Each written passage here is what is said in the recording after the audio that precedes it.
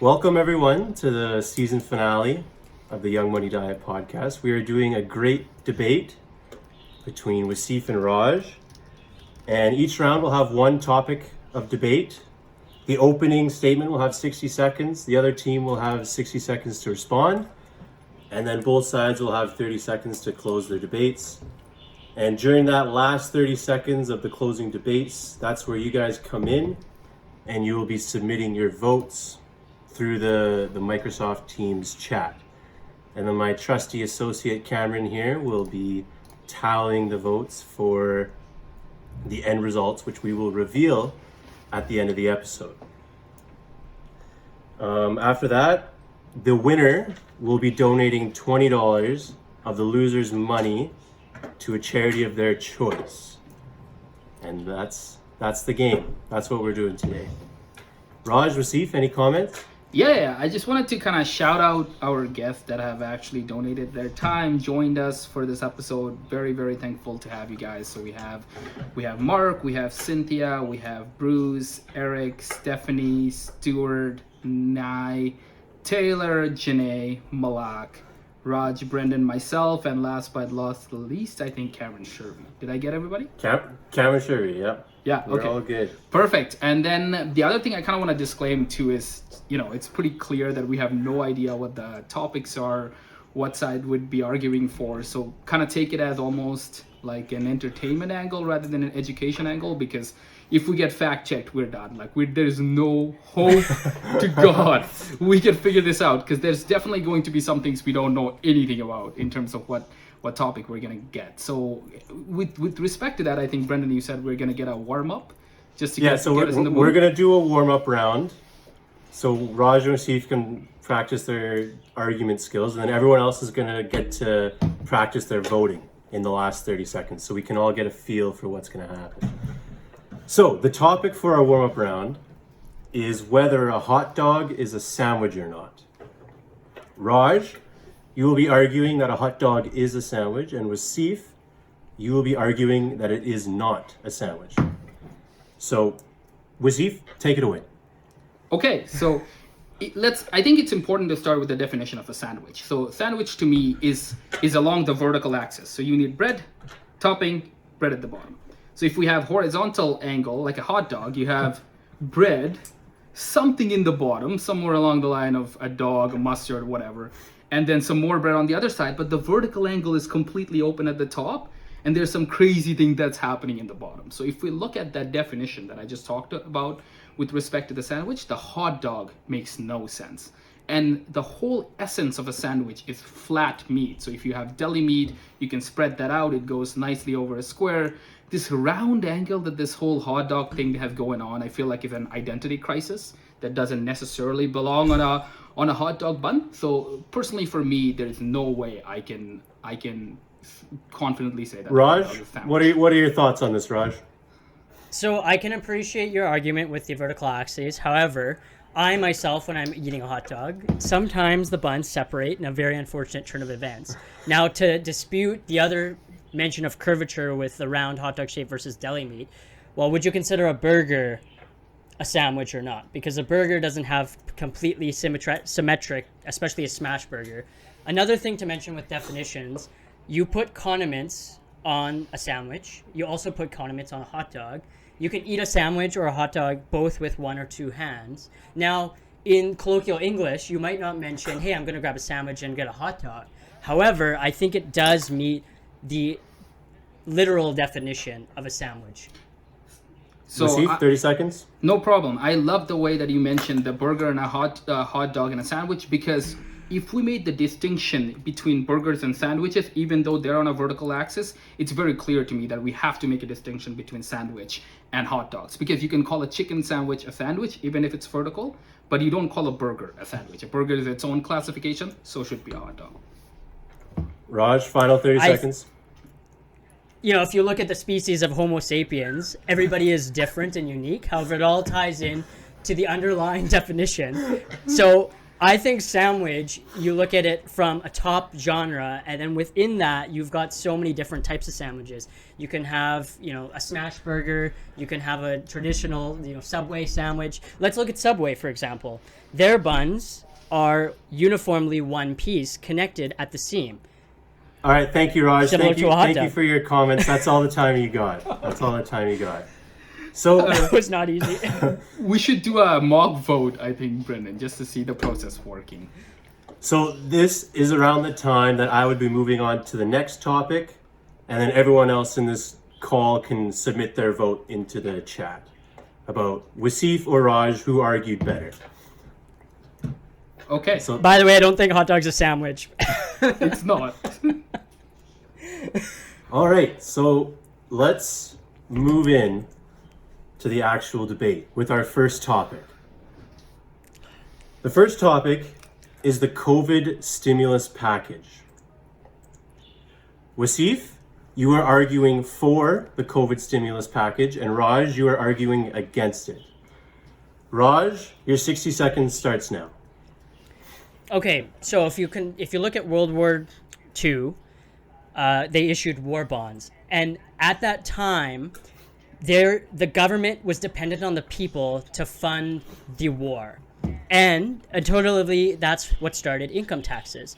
Now there was a premise that income taxes weren't supposed to go away, but long story short, in that time following the Great Depression, the government required the individuals to fund times of crisis. And now, alternatively, individuals are in need of government. So clearly our economic system is broken in the sense that the government needs to go into a deeper deficit, print more money, devalue our currency, us or the states, in order to fund individuals. Now, a big problem I also had with the COVID stimulus package is they very much favored the individual, but not the businesses. If I'm a local business owner, I'm employing 3 or 4 different individuals if I own, let's say, a nail salon. All they got was an interest-free loan. Wasif? Whereas individuals... Wasif? Yeah, no problem. So basically, I'll just refer to it as the CRB, and what I want to approach this debate with is we have a social safety net for things that are beyond our control. So healthcare is a perfect example. You can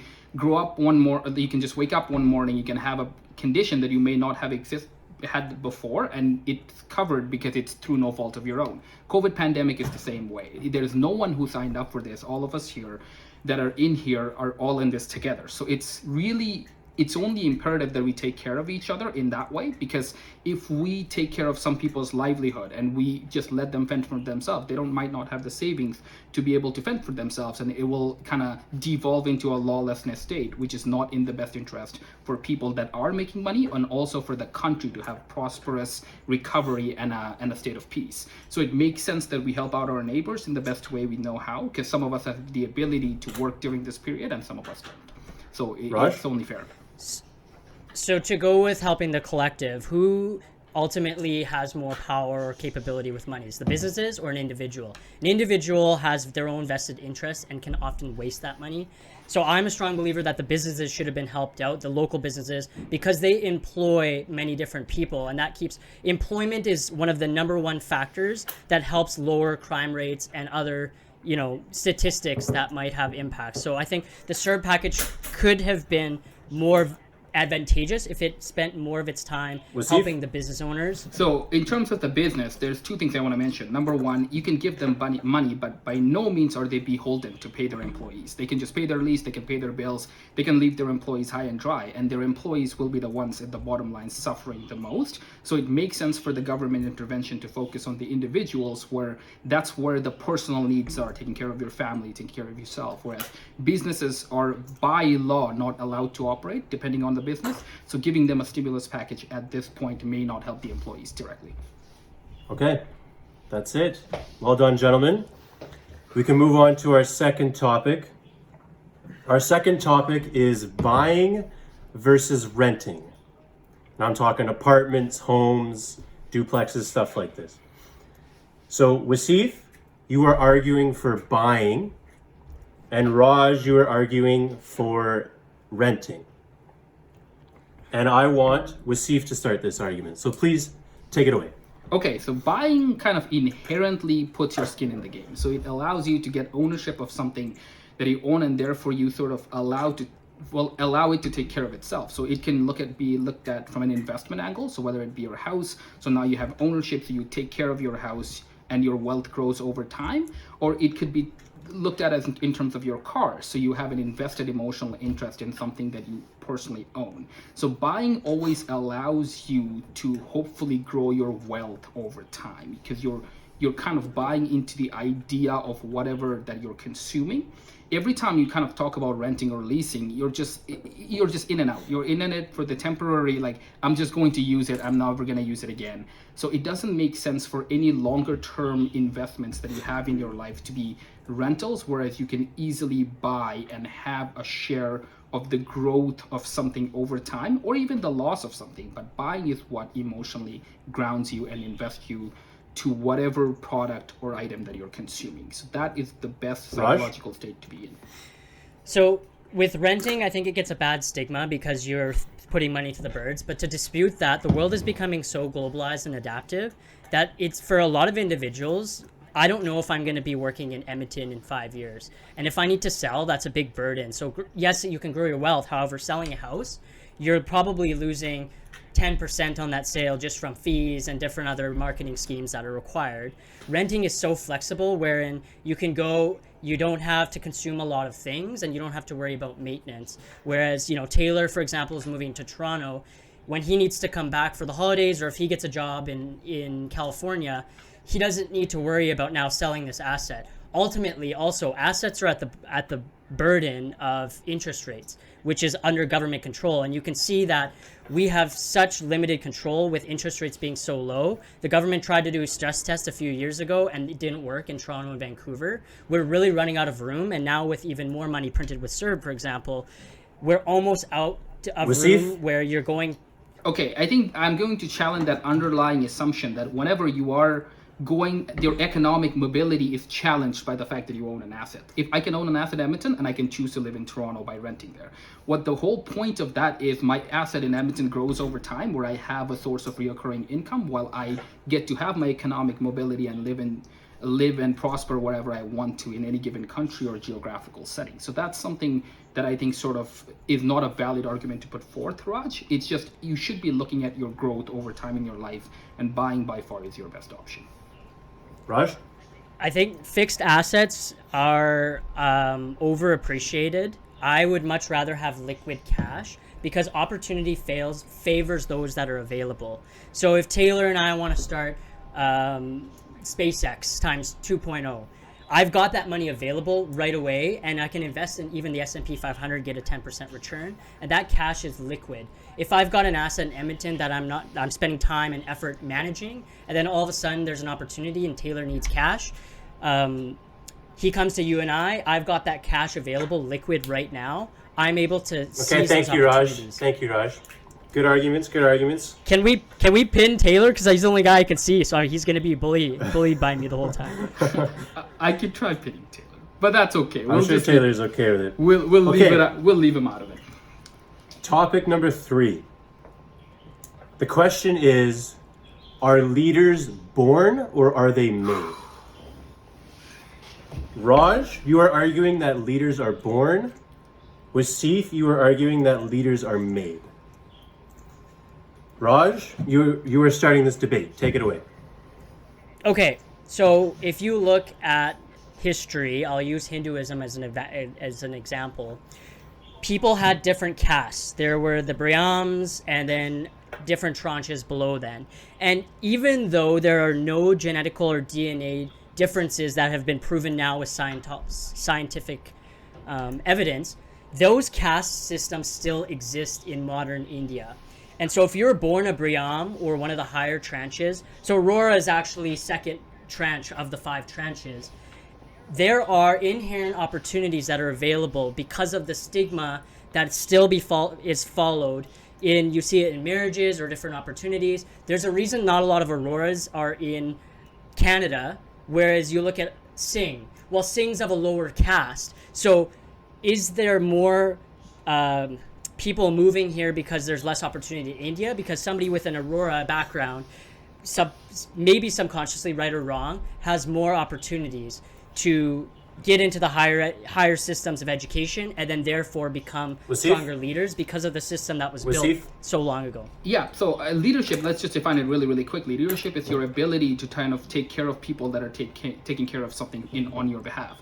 So I liken leadership to parenting in a lot of sense, that you're unconditionally taking care of your employees or people that are taking care of selling the goods or whatever it might be. It is absolutely an earned skill. The more work you put into it, the better you get at it over time. So you start with actually caring about people and listening to what they need and their requirements, and instead of going and telling them what to do, you have to sit there and giving them this time and space and allow them in terms of growing and fostering and doing what they need to do. So you need to learn patience, you need to learn how to articulate well, you need to learn how to communicate. Every single one of those skills is a learned skill that takes time, effort, and energy over time. So if you see any good leaders, like Nelson Mandela had a perfect example where he would always allow everybody else to speak and then speak in the end. That it comes with time and wisdom. Wisdom is just the fact that you've made a lot of mistakes and now you don't make them anymore. So the more time you have, the better you get at it, which means it has to be a learned skill, or else. Raj? So if there's an individual born in Flint, Michigan versus somebody born to a wealthy, affluent family in Boston, who has a better skill set, even though the wisdom might not be there? You see this with the top 100 Forbes companies are predominantly white male CEOs, and that might be because of the circumstances that were built and the stigmas that were built for who leaders were in the past. You know, the great Alexander the Great was leading an army, while males biologically can be more aggressive, whereas females can be more compassionate. So why were females? So I'm gonna challenge you right away, Raj. Like, we had a whole episode recording about how we both came from humble beginnings, and I would consider you to be a good leader. It's because you're putting the time, effort, and energy to work on this craft. It's not that you're beholden to the circumstances that you were born in. You can always change your circumstances, even if you look at the absolute worst angle in terms of Hitler, who was a terrible, terrible person, but in terms of leading his army, he was good, and he came from a humble beginning. Most leaders in a lot of, like Nelson Mandela is another example who came from humble beginnings. So there is just as many examples on the other side of the aisle. Thank you for your arguments, gentlemen. That was definitely an interesting topic there. You guys feel free to vote for the winner on that one. Topic number 4. The question is, will oil and gas be around in 30 plus years? Wasif, you are arguing that it will still be around in 30 plus years. Raj, you are arguing that it will not be around in 30 plus years. Wasif, you start. Okay, so I think one of the reasons why oil and gas will be definitely around for the foreseeable future, which is 30 plus years, is because we haven't been able to find a viable alternative. No matter how you look at the green revolution, whether it's coming from Tesla and the electric cars or whatever it might be, the production of the electricity is happening on the renewable, like usable energy side, which is gas consumption or oil or whatever it might be. We don't have an alternative that we can look at in terms of 30 years where we can see, okay, well, this is something we can replace oil and gas with, so we don't have a stopgap solution. Anything without a stopgap solution is bound to fail. And not only is oil and gas just, jet fuels or gasoline, it's petroleum products, plastics, all of the ancillary industries that depend on it have nowhere to go other than to oil and gas to be able to get what they need to do, manufacture what they need to have. Since we don't have a replacement, we don't have a better option. Raj? I think if you look at the Paris Agreement, a lot of companies have been on board for a while since this time, and you look at big oil companies like Shell that have now changed their narrative from an oil and gas company to an energy company and thriving to become the leader of electricity production. The greatest minds working on these problems are the ones that are going to university, and a lot of the individuals, the Gen Zs and the Gen Xs, are looking for sustainable emissions.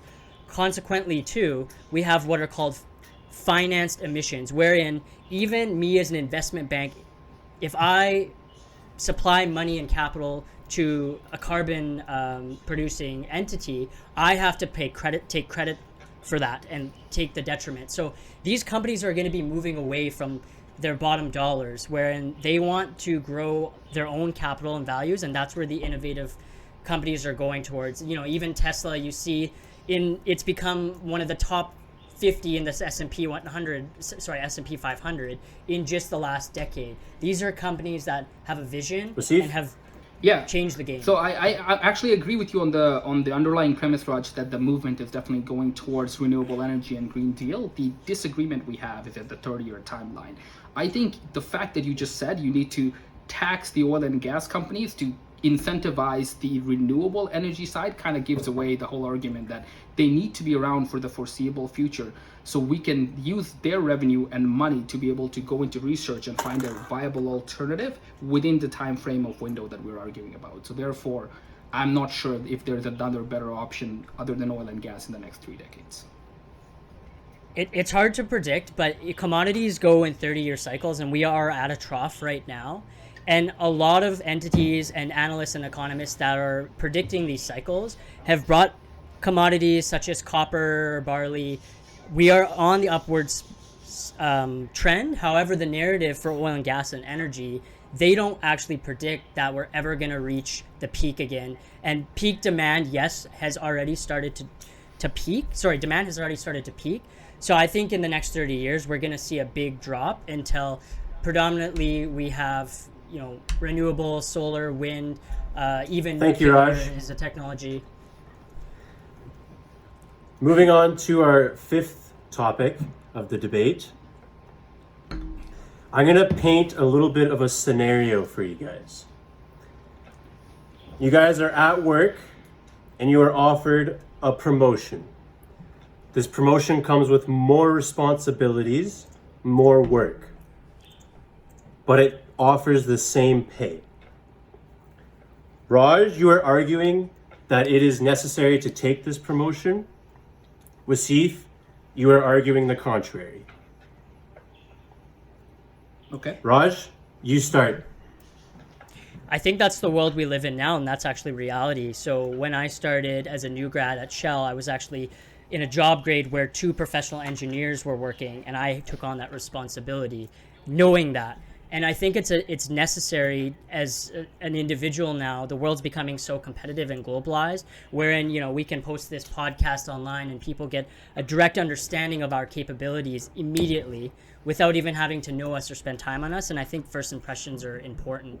And so moving up and taking extra responsibility, though it might not sound intuitive because you're getting paid the same, it gives yourself an opportunity to prove that, hey, Raj went the extra mile, he took on this project and he succeeded, and it's really a sink or swim. If you want to build a career and grow within, not even that industry or company, but to prove that people are getting younger. You see, you know, Greta, who's, I don't even know, 16 years old, you know, changing the narrative and leading different initiatives that you wouldn't have seen 30 years ago. So I think young people are expected, or even middle end career, or you're more so of an expectation now to take on that extra tasks and responsibilities in order to show that you're growing. Thank you, Raj. Okay, so I want to start off with anytime a business and an employee relationship is always a relationship. So it's a two-way street. It doesn't make sense to have an imbalance where you increase someone's workload and responsibilities and then not compensate them for it, because at the end of the day, then that imbalance usually manifests in some kind of resentment. So once you start becoming successful, what you actually end up seeing is saying, hey, like, they didn't value my talent 6 months or 1 year prior, so why must I stay at this company and continue to further their agenda where I have this new skill where I've proven myself now and I will go out into the market and value myself. So it makes sense for the companies or businesses to not take advantage of a younger individual like us, Raj, where we have enthusiasm, we have passion, we have the skills to be able to take on the challenge, but rather than, you know, actually believing us, because it subconsciously signals that we don't believe in you, why don't you prove yourself again? If you believed in us, you should pay up in the beginning, because that really signals you, hey, like, you're here to stay. Why don't you make the best decisions you can, make the best output that we can possibly get from you without having to worry about the money angle? Because now, Thank you, Wasif. So Wasif, to contrast what you said about having that relationship and the balance, ultimately I or whoever else can say no, and ultimately you can take those challenges and build those skill sets and move on. The beauty with capitalism is you have a choice. So do you want to take this extra responsibility? You know, the question Brendan asked was, should you? If you choose no, then you're at the detriment of the reputation, which, yes, I agree, there's, that shouldn't be how it is, but also you have been able to prove yourself, and then looking outwards, that opens other opportunities. Whereas if you say no to those type of opportunities. So basically, one of the biggest benefit of kind of having this dialogue between your employer and yourself, and ask not, have not. You go ahead and you basically tell them, look, I'm 100% willing to take on the extra opportunities or responsibilities, but what I would like to get is fairly compensated. It's not something you're asking for. It's a fair amount of compensation. Your business transaction on one side has gone up, but the other side is in deficit. So you want to get them to the same level. So it's a sustainable long-term relationship that's mutually beneficial, that can grow into a bigger spot. So it doesn't make sense to take advantage of the employee at the expense of money rather than the company. Thank you, Asif. Having a relationship. So the next topic is related and quite similar, but this time you'll be arguing the flip side of it, I guess. Just to see how good you guys are at actually debating. So, let me see here. Raj, you are now arguing that you would prefer to work 40 hours a week for $75,000 a year. Wasif, you are arguing that you should want to work 60 hours a week for $100,000 a year. Wasif, take it away. Absolutely. So this is a perfect example of why people who are willing to put the work in should be rewarded. If you have 60 hours available, you're definitely made personal sacrifices compared to your colleagues that the other people haven't made. They might have chosen to become, more available or community involved. They might have chosen to become parents, whatever. There's things in their way that doesn't allow them to work 60 hours a week. For you to be able to signal and show that you are there to further the company's agenda more than somebody else really shows that, hey, I'm here to stay, I'm here for the long term, so why don't you take a chance on me compared to somebody else? The money along the way just goes back to my previous argument. It's because it's fair. It's to pay someone $75,000 for 60 hours a week, where you're paying $75,000 for 40 hours a week makes no sense, which means that you should fairly compensate the person who's working that extra 20 hours and they get the more $25,000 more or whatever. And what that allows you to do is show the company or signal early on that, look, I'm here to stay, I'm here to grow, and I'm here to further the company's agenda to the best of my ability, and I will take personal sacrifices to make myself available for that cause. And that's how every young person should basically gauge an opportunity and direct themselves. So I want to go back to what I mentioned with making yourself competitive. So if you're putting 40 hours a week, especially if you're young, you might not be doing work that's super interesting to you. You have extra time and capabilities to build either a second income, a second business. You have time to better improve yourself. So, for example, I want to work in finance potentially. I can spend my extra time now investing in studying for CFA or GMAT to be able to build my CV in order to make myself marketable and competitive. It's no surprise, and I'm not embarrassed to say that I might not have a 30-year career at Shell. That doesn't happen every day. So why put your eggs in one basket for an organization that can replace you tomorrow? Because I've seen that forefront in different industries and different companies. If you spend only 40 hours of your time, and the money aspect, 75K versus 100K, really, dollar per dollar after tax is not actually that much.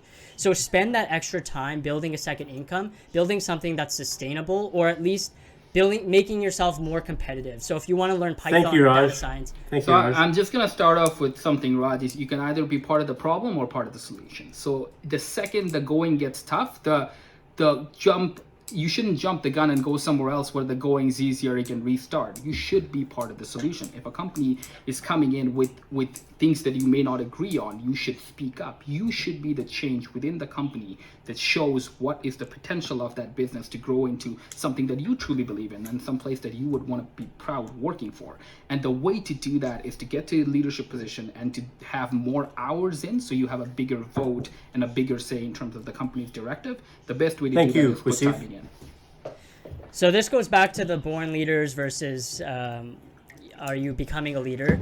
I've seen nowadays that merit is less important than your network and your strategy. You need to be able to prove yourself, but at some point it doesn't matter. If somebody at the top doesn't like you or you make a mistake, that will be a detriment. No matter if you're putting 60 hours, 40 hours, 1,000 hours per week, you won't have the capabilities. And that's what I mean by putting your eggs in one basket, wherein you can spend extra time with your kids, with your spouse, with your friends, building a podcast like this, doing things that might interest you, but then also tangible or intangible, you might gain some benefits from those. Thank you, Raj. All right, we're moving on to our last debate, and this one's a good one. I'm excited about this one. So the question is, does money buy happiness? Wasif, you are arguing that money does in fact buy happiness.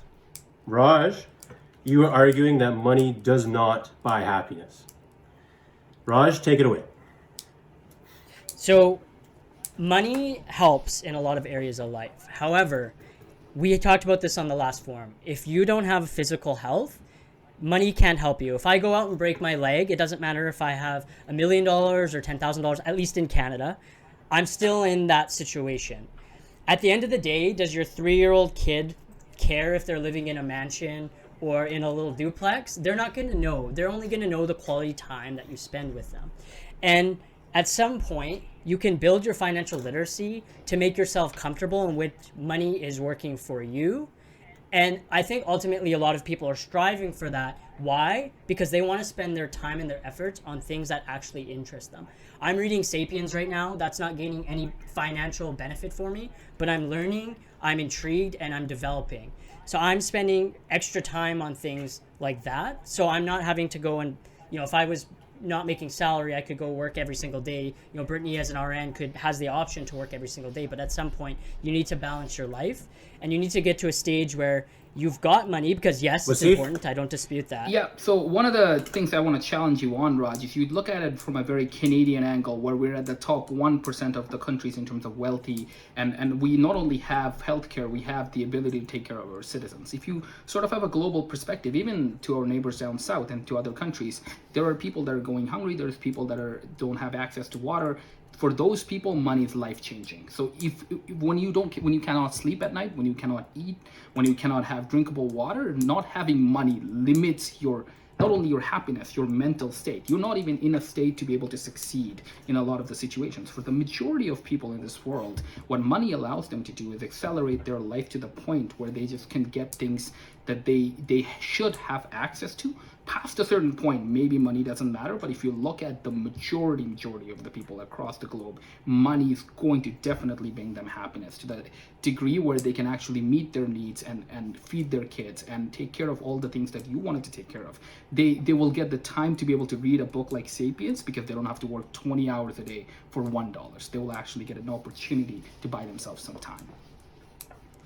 So I think we agree on the sense that money can bring comfort, but I think the ultimate thing is happiness. So yes, once you meet Maslow's physiological one area of the triangle, once you get to a certain level, you can't purchase happiness with it.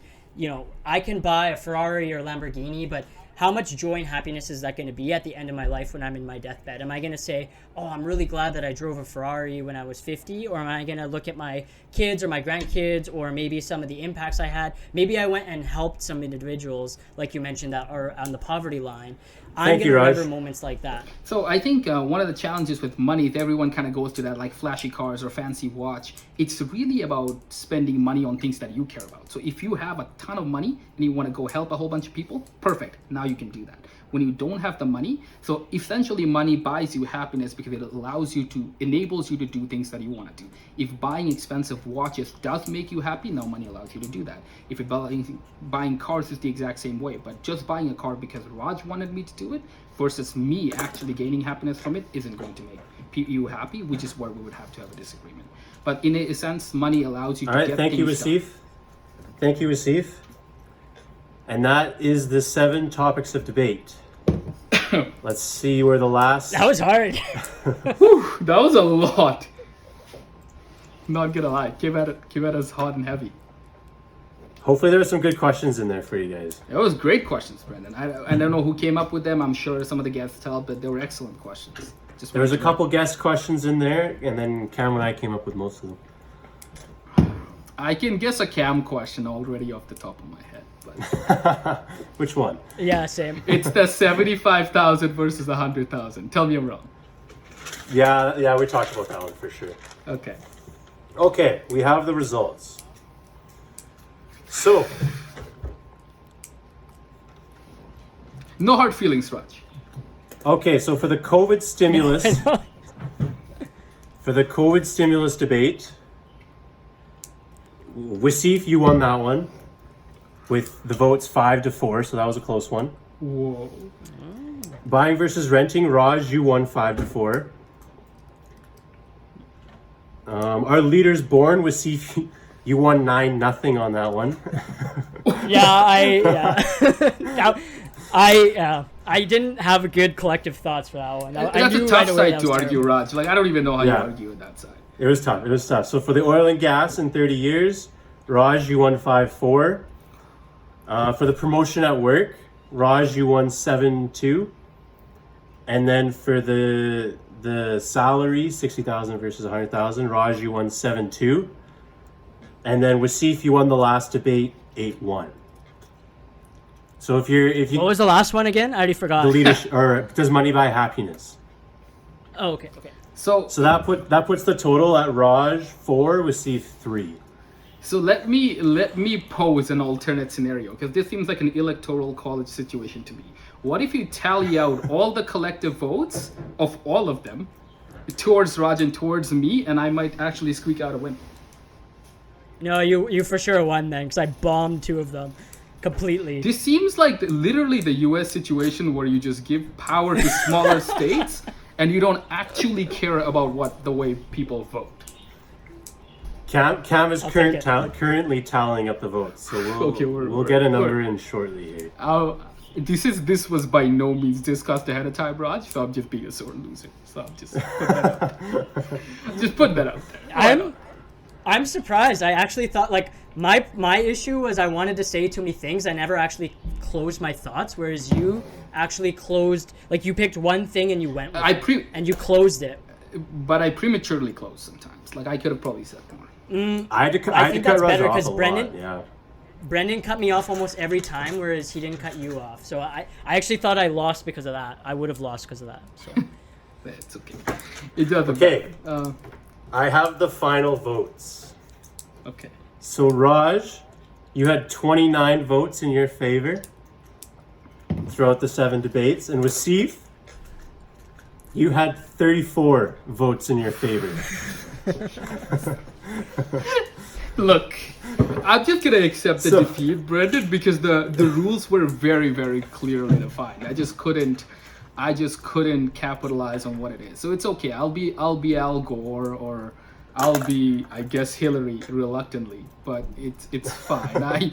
I knew the game that I signed up for. I just happened to lose, Raj. So I'll give you a quick $20 bill, and you can donate it to any charity of your choosing. Potentially, It's going to PETA. of course it is. Of course it is. And So I'll just close off the podcast because I want to get some feedback from everyone in the call here. Some thanks for everyone tuning in, and I hope this was informative. Some of the things that Wasif and I said, you'll probably want to fact check it. We're making stuff up on the spot. I think exercises like these, I would for sure want to do these again. I learned a lot about I ramble and Wasif was more concise. But thanks for tuning in, and remember to stay hungry and stay humble. We would love to catch you guys in the next season. This is our season finale. It's probably going to drop in a couple months, where we have recovered from this debate, and we'll continue to soldier on. So thank you, everybody. Live audience, you guys can stay and we can have a discussion after. But cheers. This is the end of the episode. Have a good one.